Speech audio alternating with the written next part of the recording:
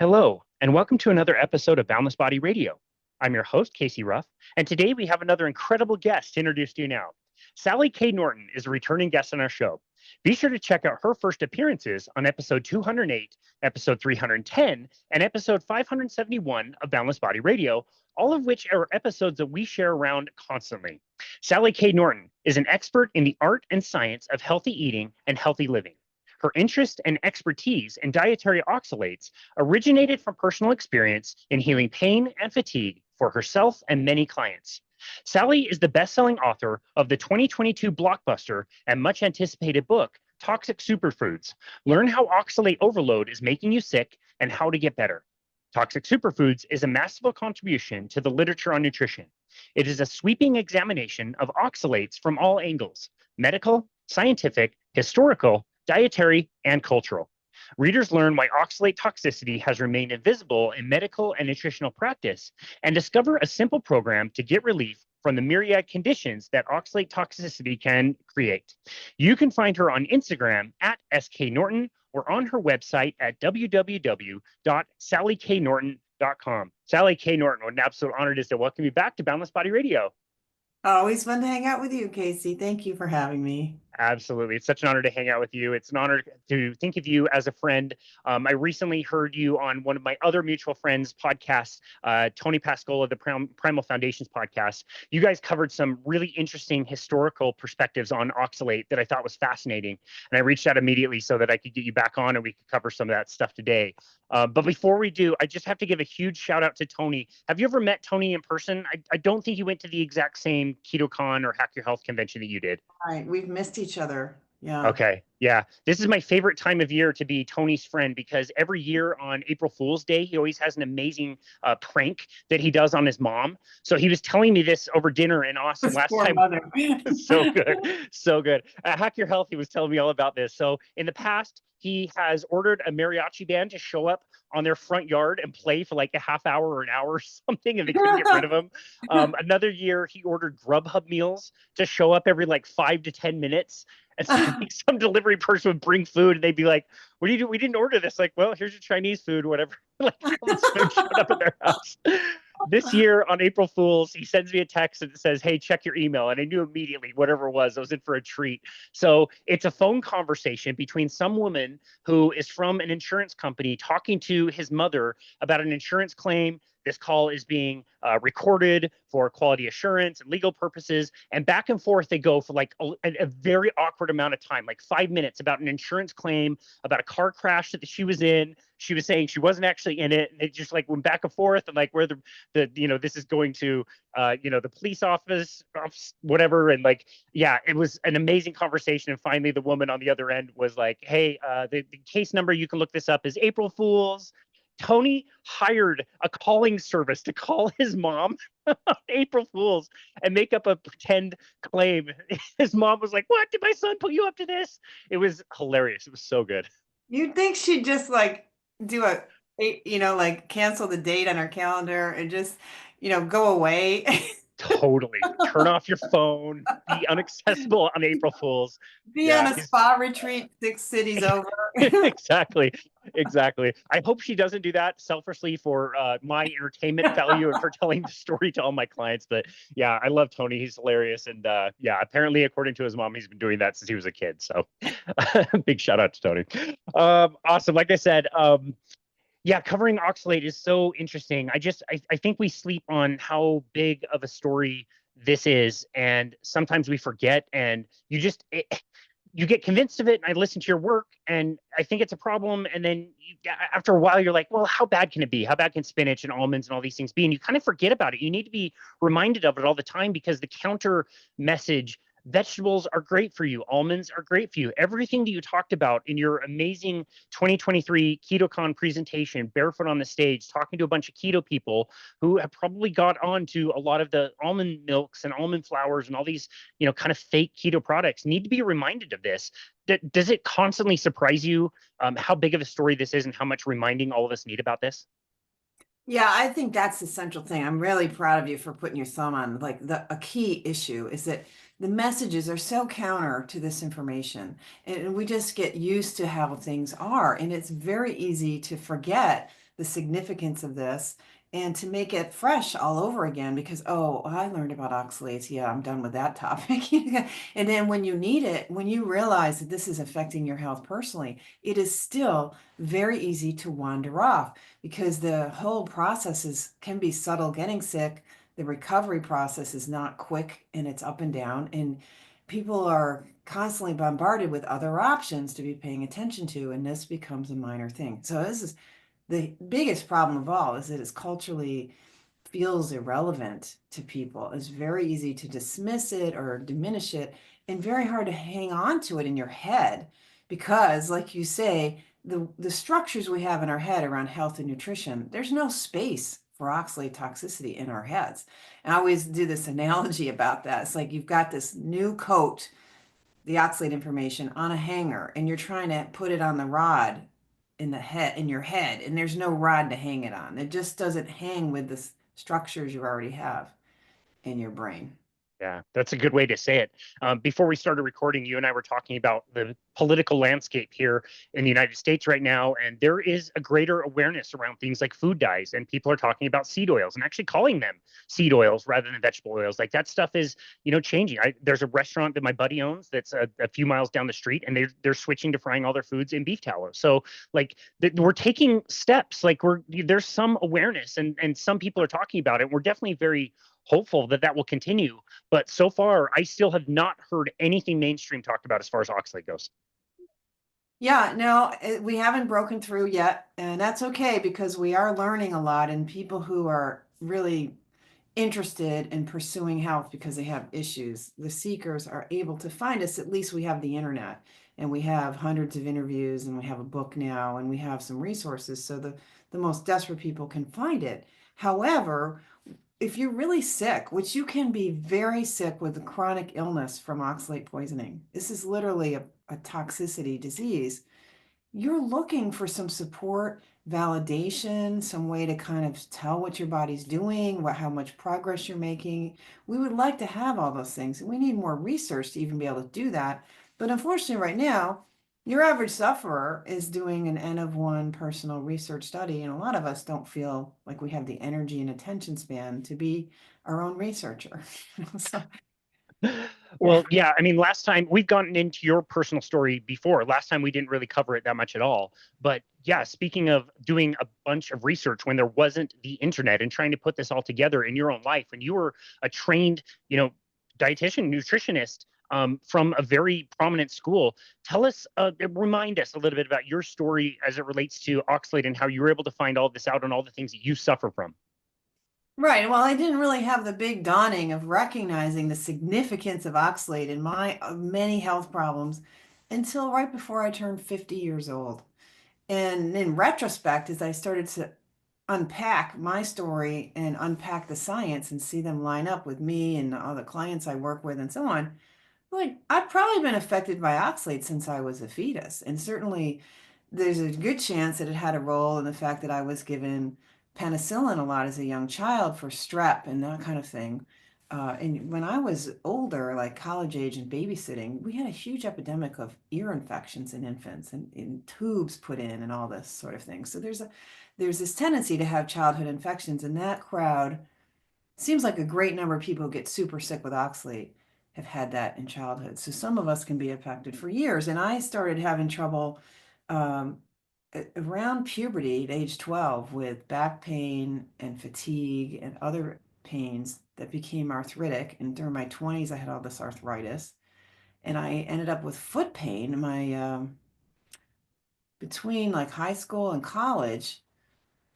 In the first year of college, I started having foot pain in my right foot that blew up into a decade of disability. Crutches, wheelchairs, painkillers, surgery, foot surgery, and then my feet were never quite great to the point where I really couldn't wear heels. I couldn't go barefoot. My feet needed side support. So even just hanging out in the house, I had to wear heels, or not heels, but wear shoes, which were typically Sebago moccasins because they had the nice kind of side walls to hold me together, but not a lot of structure to kind of deform my weak feet. And it turns out that once I got rid of eating sweet potatoes and Swiss chard and foods that had been standard in my life, My feet no longer need shoes. They don't, I can do heels, I can run on pavement. So, I mean, we talk about me um, presenting a ketocon in bare feet is really significant for me to be capable of standing around in bare feet now. And that didn't occur till I was 50 years old. Yeah. Wow, that's crazy. Remind us also what the family of oxalates, we call them oxalates. It's a few different things. Remind us what those are and where the source of that comes from. Right. So oxalic acid is this parent compound that's a tiny molecule with two carbons and four oxygens. So heavy oxygen molecule, quite tiny, made by nature. It's a kind of a degenerative product. It can be formed from other things. And so even in a polluted air, acid rain contains oxalic acid. Soils are loaded with oxalic acid and the crystals that are made from it. So crystalline oxalate forms from oxalic acid forming bonds with minerals, especially calcium. So calcium oxalate is considered what we call insoluble, hard to dissolve molecule that forms crystals, as do all the kind of crystalline salts of oxalate. So oxalate can form crystals with magnesium and heavy metals and all kinds, but calcium is its favorite partner.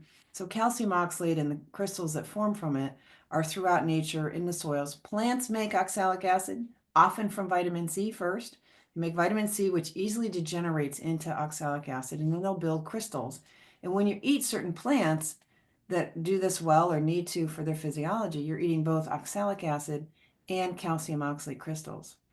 The crystals are quite mechanically damaging to your mucosal tissues in your mouth and intestinal tract because that's just a single cell of a single wall of, not a wall, but a single lining of cells. Like it's not multi layers of cells susceptible to damage despite mucus production and all that. The crystals are hard like quartz, very irritating and sharp, but the oxalic acid gets into the body just like magnesium or potassium or something that just is water soluble that floats into the bloodstream right between the cells of the intestinal tract. So you're eating oxalic acid that gets in your blood. You're eating crystals that irritate your intestinal tract and what we, the alimentary canal all the way from your teeth down. Literally, those crystals in the plants can cause dental wear. They call it micro wear and wear down your teeth. That's how hard they are. They're harder than your teeth.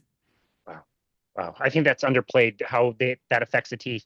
And I told you this before, to try to sell somebody on oxalate and what it is.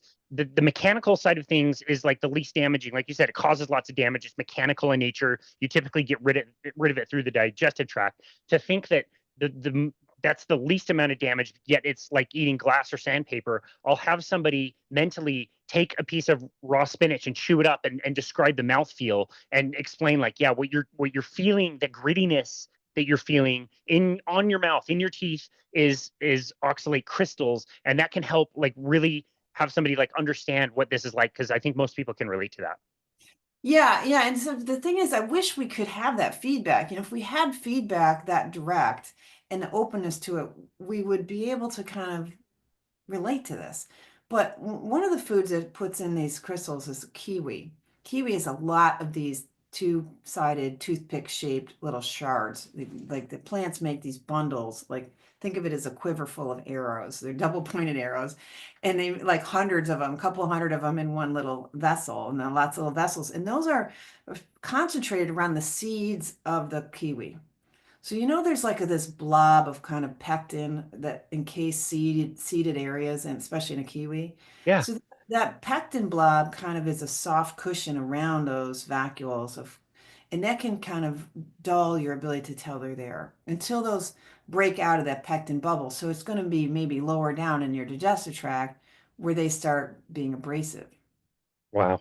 Okay, well, that's a perfect segue, because I was going to ask you about the acute symptoms of consuming and getting rid of oxalate, and also the chronic symptoms. So can you talk about, like, are there ways that we can tell in the short term that oxalate is becoming problematic, again, either in the consumption or the output of oxalate, and also what are some of the chronic things that can build up over time?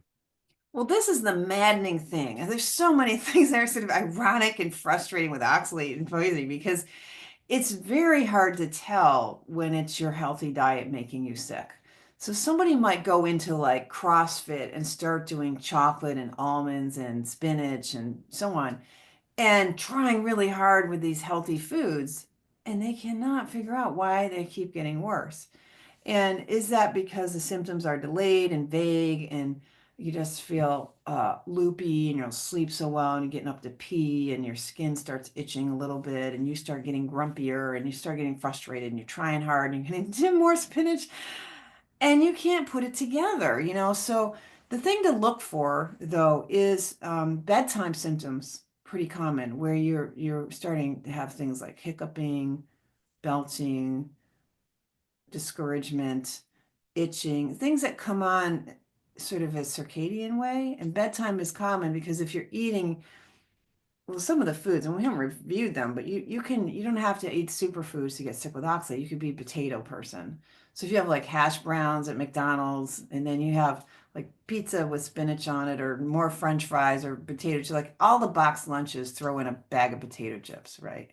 Or on the airline, like there's going to be potato chips or even taro chips with root chips or even worse.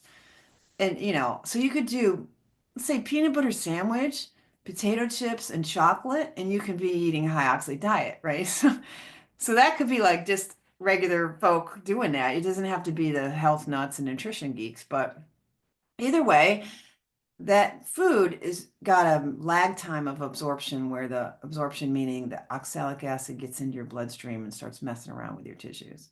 So that lag, you get a peak about 4 hours after the meal. So at lunchtime, you get a peak from breakfast. At dinner, you get a peak from lunch. And at bedtime, you get a peak from all three meals because it's still going on 8 or 10 hours later. So you've only had like 12 hours of eating foods, and here you are, three meals adding up at bedtime. So I think looking for problems in the evening or overnight, having to wake up, having to pee a lot, getting times when your bladder's a little crotchety, and causing you to run to the bathroom too many times, or you're heavy peeing or trouble with peeing, prostatitis, uh, infections, things like sinus infections, yeast infections, or apparent UTIs. These kinds of things can be oxalate related. Tooth sensitivity, problems with either your vision or your hearing, headaches, migraines, mood problems, big time, because this is neurotoxic.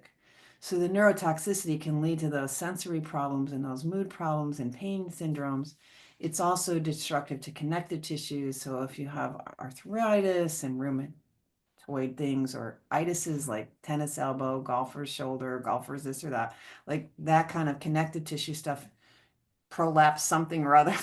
Like that was what was going on with my feet, is that the connective tissue was too soft and not having enough integrity. And so that was probably causing imperceptible spreading, which was causing the pain and the ache in the feet. Once that connective tissue firmed up because the oxalates weren't there destroying it, I was fine. I was fine. Wow. Wow. Well, this is something that I overlook and miss all the time. Like the meal that you described as a high oxalate meal, a peanut butter and jelly sandwich, some potato chips and chocolate. Like that's like my standard high school. Like that would have been easily one of my lunches every single day that I would have eaten. I probably would have had two of the sandwiches and, all that kind of thing. So It sounds like a teenager diet, right? totally, yeah, totally. No wonder I fell asleep in class and didn't get the best Yeah, that grades. So was weird. happening to me too. I was trying to study. I was a good student with A's, and I was trying to do my studies at home, and I'd fall asleep in my bedroom, right on the desk. Yeah, it's crazy. You needed like granola bars just to get from first period to second period or whatever. Yeah, terrible. And so I always think of oxalate problems as happening to people like our mutual friend James Lehman, who was vegetarian vegan for a very long time. And they are the ones putting handfuls of spinach and almonds and almond butter and almond milk in a blender, blending it up and drinking that maybe multiple times a day. People that are ironically, again, trying to do the quote unquote healthy thing, they're going way out of their way to quote unquote eat healthy and eat all these things. But I forget all the time that even in a normal standard American diet, somebody can really mess themselves up quite easily. Like, what is the threshold that you see? Is it one meal like that every day can put somebody in like oxalate overload? Or like, how easy is it for somebody who is completely unaware of nutrition and doesn't care at all about it that this can be a problem for them? Isn't it interesting that we need to know these answers and nobody's studying it? It's like we need to know, and because there's a huge barn door variability. All people are susceptible to toxins. This is like mercury, aluminum, or any other thing you don't want, glyphosate. You can only handle so much. Now, without really falling apart, you might handle more than the next person, but that doesn't mean you're necessarily getting away with it because it's asymptomatic. A lot of times this is going on under the hood, and your body is just a real trooper carrying on and letting you believe you're healthier than you are.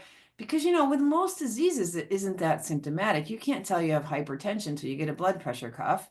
You need an MRI to find a tumor. You can't tell it's there. And often things don't pop through until you're in stage 4 or something. You're like near the end of the disease process. So a whole bunch of disease process goes on without symptoms. So that's a big problem when you can't even acknowledge that there's a connection to foods and these disease processes. So how do you know, or like, how much is okay? How much is not okay? Well, based on science, a fairly small amount is tolerated every day, maybe 150 milligrams, 200 milligrams of oxalate, which, from a standpoint of a spinach salad, is about a quarter of a spinach salad, maybe a third of a spinach, depending on how big your salad is. Like, it isn't very much. And on a meal basis, it's really maybe 6 spinach leaves is about your capacity, Wow. right? So if you start messing around with things like potato chips every day, I mean, somebody came to me, he was in his early 30s, extremely sick with fatigue and all kinds of health problems. He was on a Pringles diet as a kind of adolescent rebellion against his parents or whoever. And he literally was eating mostly Pringles. And that is so also draining of minerals and nutrients. And it has none of the nutrients you need. And it has the toxin of oxalate and many other toxins in potatoes, which gets sealed in with the heat. Oxalate isn't destroyed by the heat. You deep fry a potato into a potato chip or a French fry, and you've got sealed in soluble oxalate just ready to rock and roll. The heat of the cooking doesn't affect oxalates at all. Now, some foods, if you boil it, you can leach off some if you throw out the water with broccoli, but that's not true for asparagus. So, like, it's true, it's not consistently true. And people think, well, fermentation will help you. And there's always room for dismissing, like, well, the excuses left and right. No, we haven't really taken this topic seriously. And that's too bad because we don't really know what your tolerance is and what's going on under the hood. And in public health, we need to assume we're all vulnerable to a disease. That's why we put warnings on cigarettes, right? Because we're going to assume that there's a vulnerability that we can't know until after the fact. Even though only like 2% of people who smoke get lung cancer, it's all over the packaging that this is going to give you lung cancer. But only 2% get it. So really, regardless of what your risk is, if you're eating these foods consistently, that's like smoking. You're taking a risk and you don't know where it's going to lead you into misery. But once it leads you to misery, it is misery that's not quick to reverse. And a lot of those symptoms that you have getting sick, that you're not connecting to the source of the problem, are harder when you're trying to reverse the problem Wow. later. Yeah, that's such a good point.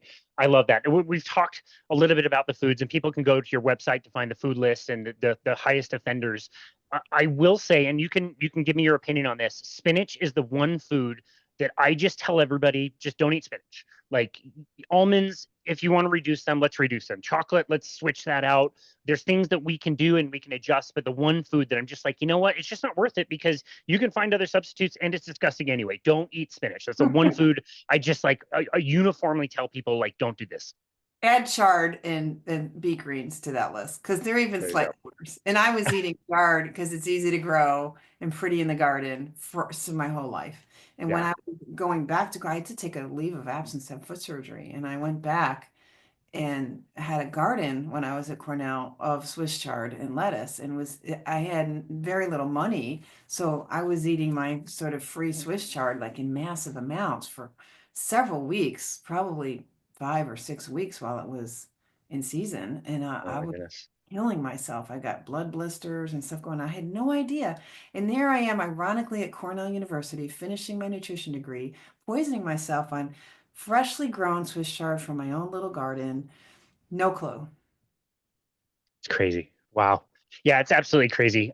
You were able to take all of this information, put it in your book, make it not only very informative, but also extremely interesting. It's an easy read. It's an easy listen. I really enjoy listening to it. I listen to it at least once a year. I always learn something new every time. And one thing that really stands out, I'm so glad you did this, is at the beginning of every chapter, you'll include some kind of a quote where somebody is talking about oxalate. And one thing that surprises me every single time is after the person says their quote and then it says their name and then it says the date, and the dates go back so far it blows my mind, like early 1800s kind of a thing.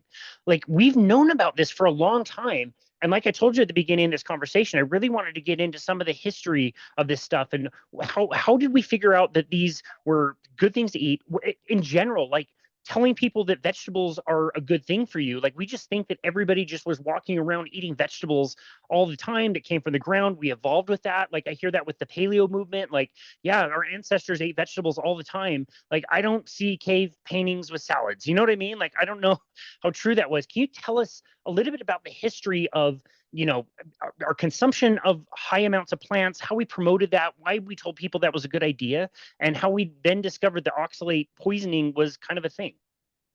Yeah, so there's a many questions in case in all what you were just saying there, so there's one thing I'd like to pull out of that initially. We'll get to like the history of why we think plants should be the centerpiece of our diets now. That's a big, wait a minute, we just assume that's true, but it's not been true for, more than the last at most 200 or 300 years. And that's considered a long time to some people. And it's considered really long time that we knew about oxalate being toxic by 1800. Right. We knew it Wow. was really toxic by 1823. We had a study showing an animal feeding study showing just how toxic and deadly it is. And what's important for people to see is people who dismiss this information will say, well, that's old stuff, it can't be real. Like if it's old, it's got to be really current. If it's not, like if the research is in the last 10 years, then it doesn't count. Well, excuse me, but we're in an era where science is more corrupted than ever. And your ability to come out with a published study that's really true now, that's truly honest and not influenced by money and other issues, is harder than ever. And back in the day, when science took real scientific minds to grind it out and actually look at reality and do experimental procedures and collect it, they were actually looking at reality in ways that's super helpful. So just because something is before you were born, oh, this was published in 1990. Yeah, you weren't born yet, so it can't be real. No, excuse me, people were pretty smart back then. In fact, smarter than we are now because they didn't have social media to like destroy your brain. So, I just like to point out that the fact that this information's been around since the early 1800s, and we later dismissed it. It was an actual diagnosis in medicine for 100 years, and we dismissed it for lots of reasons that were you wouldn't like the reasons it's been dismissed. You wouldn't like it because it's a movement of healthcare away from actual healthcare and more into disease care and end stage care and more into profiteering, where you can make it highly technical and you can make sure that your for-profit hospital survives and thrives and that salaries stay up and that everyone's salaries stay up. So now, the thing about plants being the centerpiece of human diets, that's fascinating because, well, if you're out pre kind of central air and heating and tucked in your little suburban house, before that, people had to throw up structures and be mobile to survive. If you think of Native Americans, I mean, some of them would build longhouses, certain of the Iroquois Nation, but a lot of mobility there, a lot of, they really worked with nature. So you could follow the seasons and wherever the fish are good and where the buffalo are roaming, you're off chasing food. And we didn't have these kind of boundaries of cities and so on for many years of human history. So maybe we're following the apple orchards, but they just weren't, they just weren't around. Like you're following herds and flocks and schools of fish to survive. So the plant idea really got going with, say, the need for sedentary urban life. So, how are you going to provide enough food without that mobility? So, when we started inventing cities, it became easier to stay settled in one place, to be growing things, and to be managing growth of plants that you can store in a different kind of way without refrigeration, grain silos and so on. But then, it's sort of about the layers of economic strata where you can keep people down on the labor level by encouraging them to eat potatoes and cheap foods on smaller amounts of land. Because it takes a little bit more land to produce the amount of animal foods that people really enjoy, in terms of just like how dense your population can be. So it serves cities well to go plant-based, and then it also serves a sort of, I don't know, there's so many layers to this, but I have to say that there was some, at every level, there seems to be a little bit of classism involved in it. The folks who started the nutrition science, especially Atwater, which was, when was this? Around, I'm going to say 1890. Check my book for more accurate Yeah. remembrance of how this works. But where he was looking at, he was in Germany for a while, and he figured out how to sort of measure calories in food. And we were measuring macros like protein, carbs, and fats. And we knew how important protein was, and we need to get enough protein, complete proteins into people. Um, but he's like, well, we ought to do it as cheaply as possible. So instead of eating the foods we really like, which is animal foods, we're going to figure out how to combine certain plants. So that they started doing this, like putting beans with grains together, invented things like succotash, which is corn plus lima beans. So you combine these plants and you come up with a little more proteiny plant foods. And this will be fine for those laborers who are making 50 cents a day in shirt factories and so on, because we had a lot of immigrants coming over. And the U.S. was really, in England, were leaders in this kind of science of nutrition and biomedical sciences. And we're part of this kind of shipping people around the world because, of course, the English had the ships and helping to ship not just free people, but turning people into slaves. There's like a lot of like, okay, we'll feed the poor people this way. And then, later on, where we got commercial foods, where factories are making our foods, and some of this came right out of this whole Kellogg's thing, where Kellogg's helped, he and his brother founded the basic cold cereal thing with the cornflakes. And his agenda was to protect you from going to hell by eating in a way that would keep your sex drive down. If you wouldn't masturbate and have too strong a sex drive, you could go to heaven. So you did that by eating these plant foods to undermine your sex drive. So the whole commercial food industry found that there was tremendous profits to be made on these commodity grains like corn and oats and so on. You can make breakfast cereals and make a very prosperous company and convince people to eat this instead of eggs and bacon and steak and ham steaks for breakfast. There's a lot of incentives in the background of keeping a society's economic growth where it is. And I think even in the US, we have certain parts of the world that grow produce year round, like California, Florida, Texas. Well, how do you feed New York City and Washington, D.C. and Boston? You build trains and you justify roadways and trains to move produce. You don't need to do that with milk. You can have Bessie the cow as long as you have a little bit of grass. With milk, cheese, and animal foods, you don't need railroads necessarily. But for orange juice, there's a whole orange juice train coming up from Florida to feed the whole East Coast. Orange, so there's economic incentives where you can really get an economy hopping because agriculture has always been the backbone of a good economy. So our agricultural efforts at a sort of federal level have been really about economic prosperity. Yeah. Wow, that's fascinating. There's a book that was written almost 50 years ago. I don't think it's in print. It's called The Stone Age Diet, and it's got a few non-politically correct ideas in there. But one of the things that he talks about, he promotes basically a carnivore diet, but he talks about an example. I don't think this was literal. I think this was made to be an example where a mother in the 1920s was starting to hear about vitamins. We just discovered vitamins. You write about it in your book. I can't remember what it was called before it was called vitamins. Do you remember what it means? Vitamin. Vitamins. They thought they were like amino acids or something. So they were, Okay. yeah. Yeah, got it. Okay.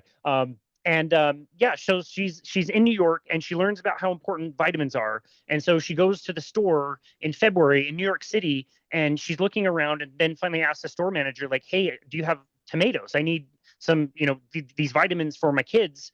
I need like fresh tomatoes. Do you have any fresh tomatoes? And the store manager's like, no, it's February and we're in New York. Like we don't have any. Like what are you thinking? And she kind of gets upset and leaves and is like, well, how am I going to be a good parent if I can't give vitamins to my kids? And in the store at the same time was maybe somebody who was doing food distribution at the time and is thinking to himself, well, wait a second. I was just down the coast in Florida. They've got more tomatoes than they know what to do with, and they're selling them for $1 a bushel. If I could figure out transportation, if I could somehow get those from Florida up to New York, which in the 1920s would have been extremely difficult, we didn't have freeways and all that stuff. If he could figure that out, he might be able to sell that for 10 times or 100 times what they're selling in Florida. And that maybe could have been like the nexus, the creation of food transportation. I think it's a really interesting idea that most of us don't think about. Like you can be in Toronto eating mangoes in March if you want. You can be in England and you could be eating avocados. And nobody really thinks about that at all. We just expect to go into a grocery store wherever we are anytime and get whatever fruits and vegetables we want. It's like when I asked my grandparents who were in their 90s, did you guys ever eat spinach growing up? And they're like, yeah, of course we did, but only like a little while. Like we had it for a week or two and then we didn't have it anymore. And that's a huge thing that people don't consider anymore. Yeah, that transportation is enormous. I mean, the amount of ships. I live on the East Coast in Virginia, and we are one of the shipping states. We have, the Chesapeake Bay and rivers, and we have ports. And boy, a lot of stuff is coming through the ports. We're sending coal out to China and back from China. We're getting not just junk, but we're getting food from all over the world. And that's really kind of lovely at one level, but it's also has consequences. It's polluting, it's demanding of a lot of energy, and it's not always helping us have healthier, more optimized lives. It is entertaining us. It gives us this freedom of choice. It gives us this entitled attitude where we feel like we can and should have anything we want. We don't feel like we need to restrict ourselves in any way for whatever reasons. And I think that's not helping us. I think recognizing that there are limits and some of the limits that we grew up under as a species are actually good for us. Yeah, absolutely. There's another thing that you mentioned as far as history, which was John Harvey Kellogg and the Seventh Day Adventist Church. And I don't want to miss this historically because we can think of all that happening. And yes, they created, the cereal industries you talk about in your book, Graham making the graham cracker and all the people around Battle Creek, Michigan, who, created these industries that are now huge, multi-billion dollar industries around cereal. But we think like, okay, well, Sally went to school in Cornell in the, what was it, 1980s? Yeah. How is this sleepy little religion who's not a major influence? How is that affecting, Sally as she's getting trained in nutrition? You wouldn't think those things would be tied up at all.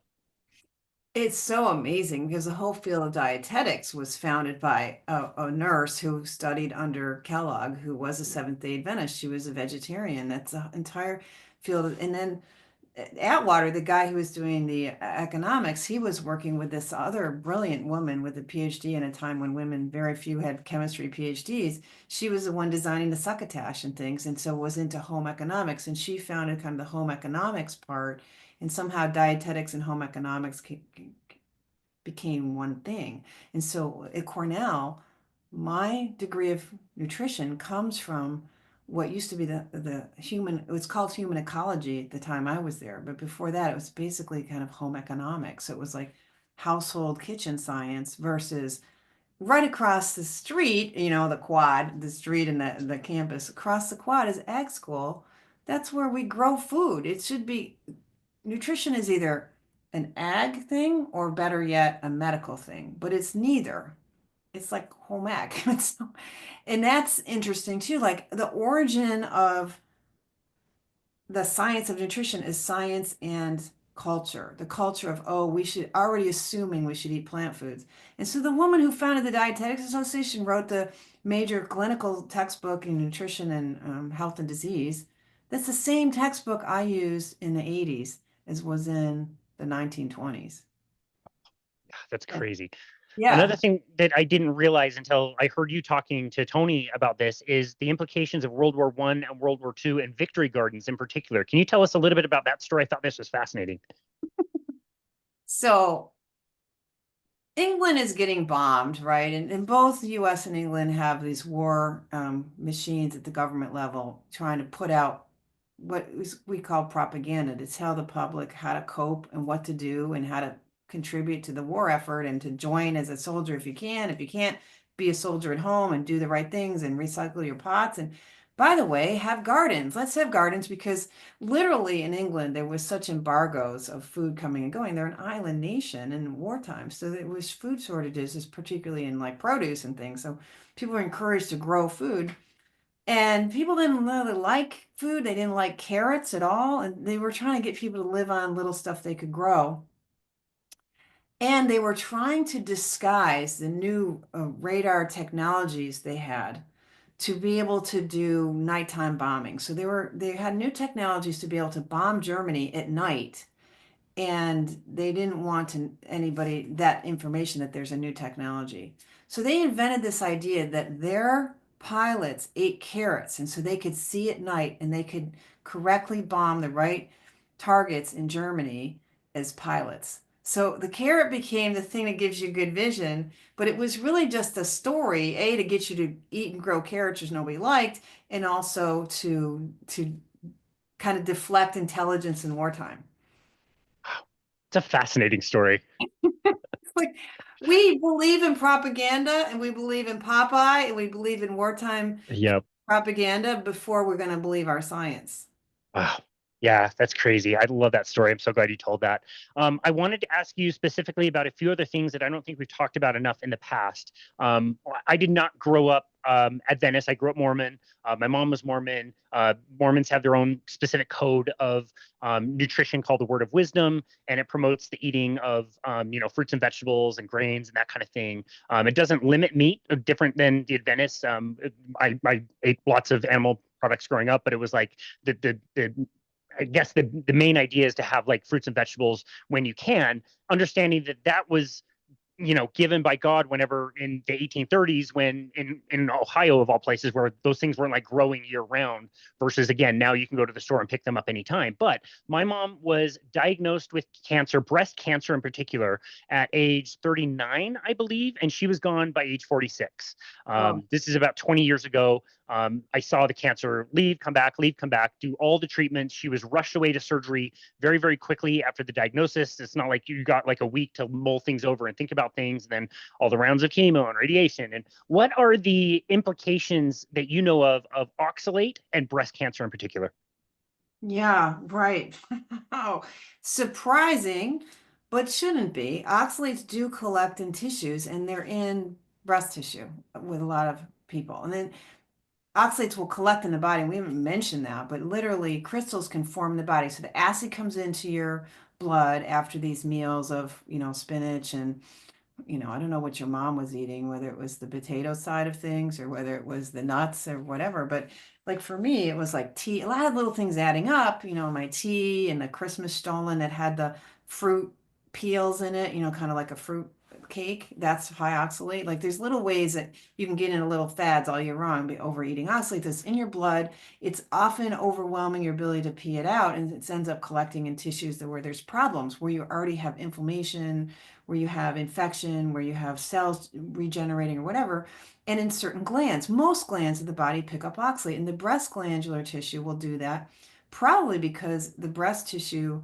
especially in women, concentrates calcium, right, to make milk. So oxalic acid loves calcium, so it kind of follows calcium around the body and vice versa. So we get these little invisible crystals in the breasts, oxalate crystals. And when the body gets a chance, say in winter, maybe in wintertime, maybe in January, February, she didn't eat spinach salads because, it was back in the day when things were more seasonal. And during that time, the immune cells will try to get rid of the crystals in the breast. So monocytes or phagocytites or, these certain white cells are trying to get rid of the crystals, and they try to eat them and they have trouble and it's a lot of work, and they put out this chemistry of inflammation. And some of these cytokines produced by those blood cells causes damage to the other local cells that are healthy. So the normal cells start changing, and so they're a little bit like they lose their definition as a breast cell.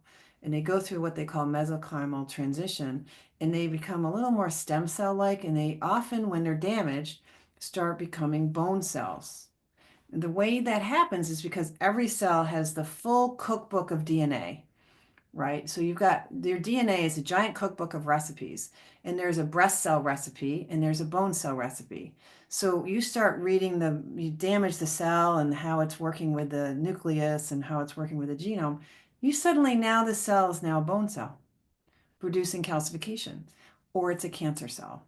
So that's the kind of damage that you see from the immune attack on the oxycrystals. It's changing normal cells into both bone cells where you get the other forms of calcium that looks like it's called hydroxyapatite crystals, and you get these cancer cells. So it's literally the attempt of the body to deal with these crystal deposits in the breast that can be a progenitor of breast cancer. Wow. I think that's fascinating. More people need to know about that. And yeah, I would assume it's hard to remember. This is 20 years ago, but I would assume that it was an accumulation of a lot of things. We definitely ate lots of potatoes. And I remember one of my mom's very favorite snacks was raw spinach with lemon, fresh squeezed lemon on top. So I don't remember what the frequency was. I don't seem to recall that that was a seasonal treat. I think that was something that was available to her all the time, but that was something that she ate with some frequency at the very least. It was one of her favorite things to consume.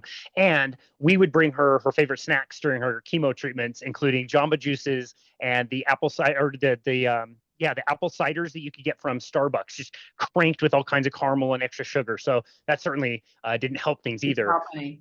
But Yeah, isn't not at it all. fascinating because people say, well, there's so many good things in spinach, there's these phytonutrients and there's this like A, no, it's not A, guys. It's carotenes, carotenoids. This iron. No, no, there's not really great iron. There's this and that. Like they want to justify spinach. And yet you can see over and over again in the literature and in your mom's case that eating spinach as a routine snack did not save her from cancer. Right. Exactly. Yeah, exactly. And it's such a False young, idea. yeah, We have been convinced that eating these plants somehow are protective, and we refuse to see the opposite side of reality. That's not enough protection, obviously. She yeah, died.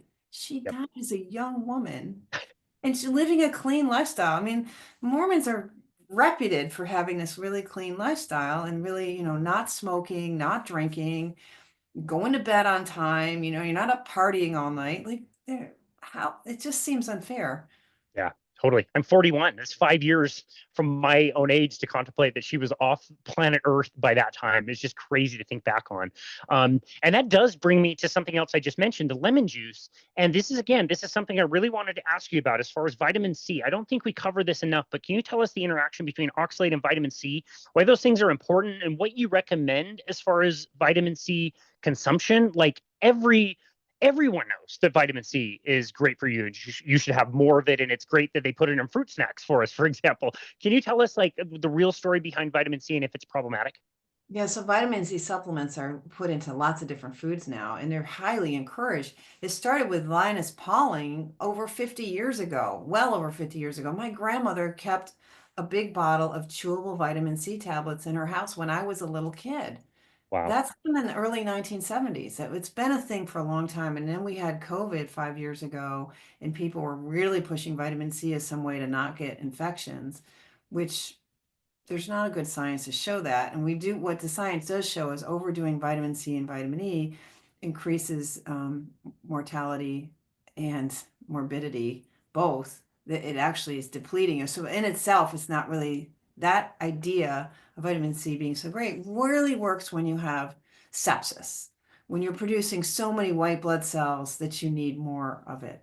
But you really don't need that much vitamin C, the amount we're supplementing. And it's a problem not just because it doesn't work, but because it turns into oxalate in the body. So remember, the plants make vitamin C in order to make oxalate. Well, vitamin C sitting around in a petri dish can start to turn into oxalate. It's so easily degraded. Oxalate is this degradation product, this product of oxidation. So oxidized vitamin C can become that. So you got extra vitamin C. Where is it? It's hanging around inside your cells. It gets delivered to cells. Some cells just don't need that much. The white cells need a certain amount, but you don't need it hanging around. So this excessive vitamin C sitting around in your body can degenerate into oxalate, and you can start forming oxalate crystals all over your body and retaining oxalic acid from too much vitamin C. And we see that all over the literature. People taking vitamin C can cause themselves oxalate poisoning, even with a normal oxalate diet, by just the people take that chewable or some other supplement and take maybe 8 grams of vitamin C when you really only need about 100 milligrams. Wow. You're taking 8,000 instead of 100. Really, I think once you get over about 250 milligrams of vitamin C a day, you're getting into a toxic load of vitamin C. Interesting. And you sometimes hear people talk about cancer and talk about alternate treatments for cancer and like super mega dosing vitamin C. I mean, that's got to concern you too, right? IVs of vitamin C, Yeah, yes. yeah, yeah. There's a lot of studies that seem to, if you just like look at the list and don't actually read them all and look at their techniques, and it looks like there's so many studies that says vitamin C is going to help you with your cancer and could reverse cancer because it's toxic and kills cancer cells. Well, in fact, oxalic acid can kill cancer cells, but then later on, it creates more cancer because like this mechanism in the breast. So in the short run, you can put something in remission potentially with vitamin C. In these short studies, you can't really afford to follow people for 10 years. It's usually a 16-month study or something like that. So you get this initial, just like any other chemo, you might see this initial benefit where tumor size shrinks or whatever, but in the long term, it's probably just creating the next cancer like many other chemos do. Yeah. And So I interesting. I had vitamin C IVs for my fatigue and I didn't know I had oxalate poisoning. So here I was poisoning myself more with, and they did not make me feel good. They made me feel worse. And I actually broke a needle, IV needle. So you go into the doctor's office, you're going to sit in a chair with this IV in you for several hours. And the same nurse does it. And I was on like maybe my 12th IV, and the needle hit something in my vein and broke in two. What? That's crazy. I never heard of that. Yeah, it broke in two. And that was probably the same. Her name was Mary. She had her particular places on my big fat veins. I have nice veiny arms. And she probably just hit where she had created a crystal from a previous IV drip. And that crystal had to be embedded in fibrosis. So it was like solidly attached to the local tissue. And so with the fibrosis and the crystal so hard, it's harder than the medical needle, which snapped in two. I've never heard you tell that story. It causes severe vasculitis. The vitamin C in your blood vessels turning into oxalate. Oxalate causes vascular degeneration and can ruin your capillary beds. Oh my goodness. That is crazy. What a story. Wow. Well, I'm glad you reversed yourself out of the oxalate problems and your energy is up because you are very, very busy. Every time I talk to you, it seems like there's a new resource or something you've been working on. The first time we talked, you didn't have your book out. The second time we talked, your book had just come out. Last time we talked, you had the companion guide come out. Can you tell us the different resources that you have and who they're designed for and who they can help from the book to the companion guide to also the recipes that you have as well?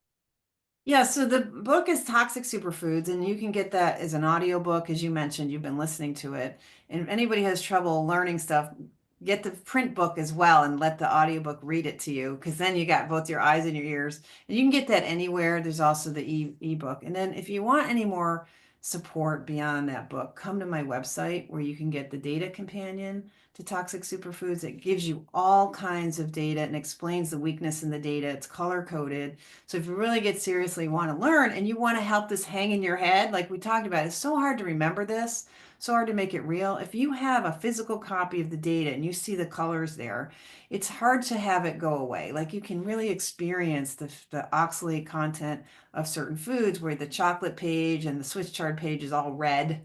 And then the other page is like all the lettuces is all white and green and fine. And you can just kind of quickly absorb that. So you can get that is a print on demand spiral book from my website, and you can also get a cookbook there, which is coming out in spiral on demand. It'll be the same size as the data companion, and you can always join me in a Zoom call. I do group Zoom calls twice a month, and we have a great time. We just had a great presentation by a young guy who's about your age, I believe, and he got into CrossFit and he got real sick on oxalates and couldn't figure it out for 12 years. He'd even heard me speak at a conference. He's heard me speak at the Ancestral Health Conference, I think it was 2017. And he thought, that lady's blaming everything on spinach. In the meantime, he's been sick from spinach already for 4 or 5 years at that point. He's like, nah, I'm not going with that. And it took him another, I don't know, 4 or 5 years to recognize he was oxalate poisoned. Wow, that's crazy. So What we has share stories on our group calls, kind of uh, fun. That Fun. sounds amazing. Yeah, that sounds amazing. What now with the companion book, what has surprised you as far as the audience goes? You've talked about this before, but I think it's really interesting to reiterate. And now that it's basically a year old, you've been able to kind of collect feedback and see who it's going to. What has surprised you about Yeah. where that book is getting to? So the companion book, I initially, and it's just, we're kind of celebrating the anniversary here of the year of the data companion because it took me 5 years to pull it together. Yeah, It's a complicated process to vet data and put it together in a way that you can read it and understand it and make use of it. But I really thought it was for health professionals, dietitians, doctors' offices, things like that, so they could advise their patients and be more aware of it and show that we have some data that's been vetted. But surprisingly, almost anybody who's getting serious about the diet is finding that book to be useful because of the color coding and the simplicity of just 30 pages explaining the data and giving you a quick reminder about the oxalate issues. Some people don't want to know about the history and why because I wrote Toxic Superfoods to explain all these questions. Like, wait a minute, plants are really good for you. And I said, well, maybe not. Well, wait a minute, what about this and this? And I try to address those questions in Toxic Superfoods, which I think makes it really interesting. But if you're just straight to, I just need to feel better, the Data Companion is really working for people, even as a starter thing, which really surprised me. So that's great. you might want both. Yeah. Yeah, that's great. No, I love it. I don't find many people who don't get introduced to your work and when they're ready to hear the message, because it's hard to accept that all your sacred cow foods might not be that good for you. It's tough, it's challenging. But once they find your information and start feeling better, they want to learn more and more and more. So I'm really glad that you have those resources. And one thing that we were talking about before recording is the importance of making sure that people are going to the right sources to be able to order those things. Can you say something about that as well? Yeah, so you can get Toxic Superfoods anywhere books are sold, online, in stores, and all those three formats of ebook and audiobook and print book. But everything else that I've done is on my website for now. So Awesome.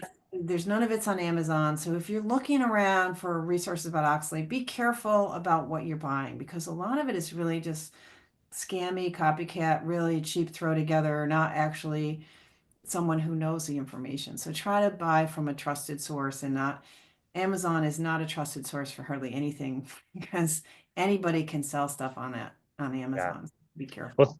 thank you for bringing that up. We'll be sure to link the proper sources for everything after this. And Sally, I just have to say, like, I'm so fortunate to consider you a friend of mine. It was just a joy of my life to be able to meet you and thank you in person for your work.